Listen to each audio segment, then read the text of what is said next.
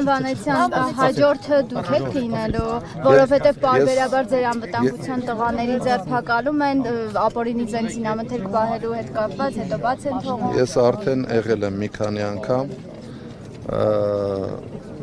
մի քանի օր առաջ էլի գիտեք օդանավակայանում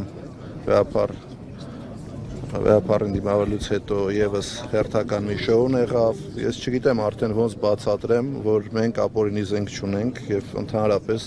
ապօրինություններով չենք զբաղվում։ Աշխատանքից ազատվեց ԱԱԾ-պետ Արմեն Աբազյանը։ Նա ամենաերկար պաշտոնավարածն էր եւ այսօր տեղեկություններ կա, որ Աբազյանը ֆասոն չի կատարել Փաշինյանի հրահանգը, Փաշինյանն էլ ասաց չէր կարող չկատարել, արդյոք դա այսպես սկզբունքայնություն է դրսևորել։ Դուք հարցը տվեցիք, հարցը պատասխանեցիք, դրան ավելացնելու բան չունեմ։ Պարոն Վանեցյան, ձեր կարծիքով ինչու Արմեն Աբազյանը աշխատանքից ազատվեց մեկ գիշերվա ընթացքում։ Նիկոլ Փաշինյանի այդ հարցը ուղղեք, ես չեմ կարող ասել։ Ես գիտեք, ես ասել եմ մի բան։ Քանի դեռ կա Նիկոլ Փաշինյանի ռեժիմը, ով կլինի ԱԱԾ տնօրեն, ոստիկանության պետ, ներքին գործերի նախարար, դատախազ, դատավոր, բոլորի դեմքին կպցնում եք Նիկոլ Փաշինյանի դիմակը ու բոլորին դիտարկում եք այդ տեսանկյունից։ Կարևոր չի այս պայինով, ասենք Արմեն Աբազյանի տեղը կնշանակվի Արմեն Աբազյանը կարող էր չկատարել Նիկոլ Փաշինյանի հրահանգը։ Ես չեմ հավատում, որ ուժային կառույցում ուսադրի տակ գտնվող մարդը կարող է չկատարել իր անմիջական ղեկավարի հրամանը։ Այդ դեպքում երեք ինչու ազգային անվտանգության ծառայության աշխատակիցները ես դες մանրամասները չգիտեմ։ Անկեղծ ասած ես չգիտեմ ինչի չմտան, միգուցե նման խնդիր ընդհանրապես չի եղել, որ ազգային անվտանգության ծառայությունը մտնի։ Դրա համար ես չեմ կարող այդ հարցին հստակ պատասխան տալ։ Հիբրիդային անվտանգության մասին է խոսում Փաշինյանը, բարբերաբար հիշում ենք ձեր ղեկավարման տարիներին էլ ինչ որ որսերով էր զբաղված, ի վերջո ում դեմ է պայքարում Փաշինյանը, քանի հոգու դեմ է պայքարում, երևութական է աներևույթ են այդ հիբրիդային վտանգները։ Ինչի մասին է խոսում։ Հիբրիդային անվտանգության, ասում է հիբրիդային անվտանգության խնդիրներ կան նաև։ Կհիշեք, որ ես նոր էի զբաղվում քաղաքականությամբ եւ նոր էի դուրս եկել ԱԱԾ տնօրենի պաշտոնից,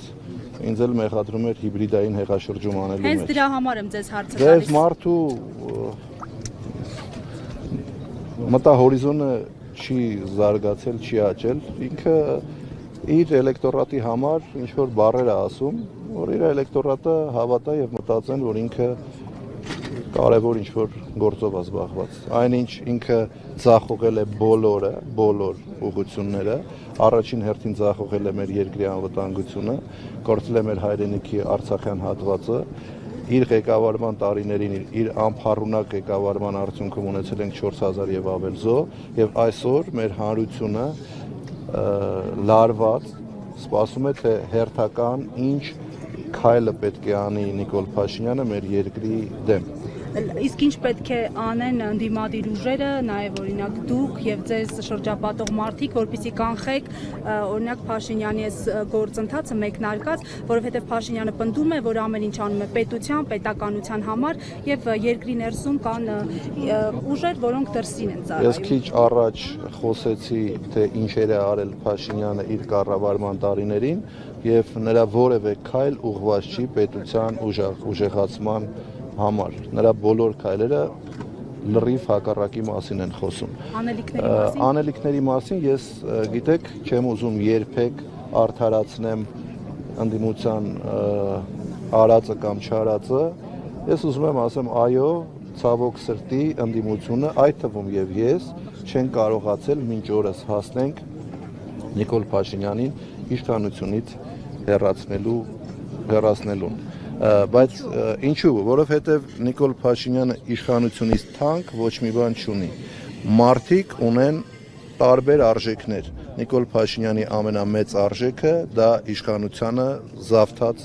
պահելն է եւ մնալն է։ Դուք էլ հայրենիքից թանկ ոչ մի բան չունեք, պարոն Վանեցյան, դուք ձեր ընկերները ընդդիմադիր այդպես եք հայտարարում, որ հայրենիքը ավելի թանկ է, քան ցանկացած պաշտոն, բայց չեք կարողանում դուք հայրենիքը պահել, բայց ինքը իշխանությունը կարողանում է պահել։ Որովհետեւ ինքը ունի իշխանական լծակներ եւ դուք նկատել եք, օրինակ Սամվել Կարապետյանին ինչի ձերբակալեց ձեր կարծիքով։ Սամվել Կարապետյանը մի հարցազրույց ա տվել եւ ասել է մի նախադասություն, որը ես վստահ եմ ցանկացած ազգությամբ հայ առաքելական Սուրբ եկեղեցու հետևորդ նույն նախադասությունը կասել։ Ասելա մենք եկեղեցու կողքին ենք